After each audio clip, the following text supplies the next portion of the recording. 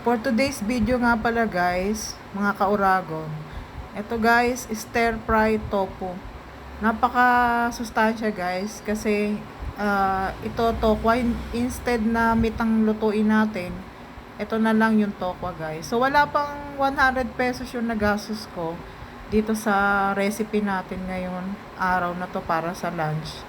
So guys, tingnan nyo naman may lunch ka na wala pang 100. Pwede to sa 2 to 3 serving to guys. Kung tatlo kayong kakain, pwede to guys. So ito ang ingredient lang naman ito, sabi nga tofu. So yan.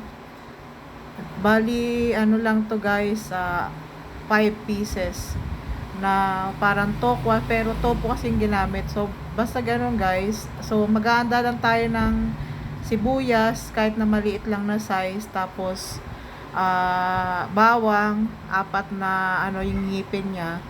So, tapos oyster, yung basic lang guys, paminta, konting toyo. So, yan guys, niliit-liit ko yung tangkay ng kangkong para hindi siya mahirap pa kainin at madali lang siyang lumambot. So, dito guys, ginisa-gisa lang natin. Inuna muna natin yung tangkay ng kangkong para mas mabilis siyang lumambot. Kasi guys, pag sinama mo na yung dahon, masyado siyang malalabog. So, unahin natin yung mas matigas. So, yan guys. Gisa-gisa lang muna tayo. Tapos, hayaan natin na maano. At lagay na natin tong tokwa.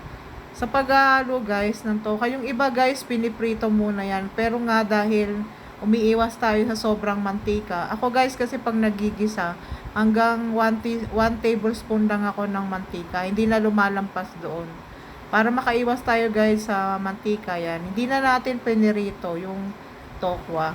So, yan ang inano natin, diretso na. So, naglagay na ako dito ng oyster sauce. Lagay na natin yung oyster sauce guys para ma-absorb na rin ng tokwa yung ating pampalasa. Tapos sa yung toyo. So, depende yun sa inyo guys kasi merong mas mataas yung panimpla. So, depende yun sa atin guys kung anong timpla natin.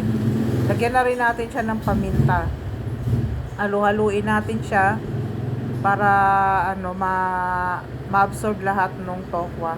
So, dito guys, hininaan ko lang yung apoy para hindi siya masunog. Kasi hindi pa tayo naglalagay ng bali pang sabaw. So, yan. Yan, halu-haluin lang natin guys hanggang sa makot yung mga tokwa. Dahan-dahan lang guys para hindi madudurog yung tokwa kasi nga guys malambot pa siya.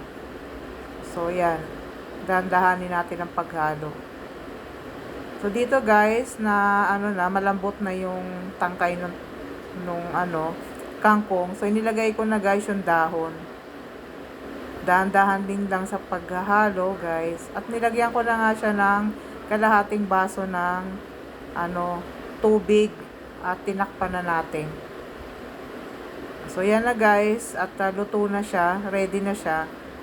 At titikman na nga natin. At sarap na sarap dito guys yung aking anak. Nagda-diet kasi yan guys. Kaya kita nyo naman naka-red rice.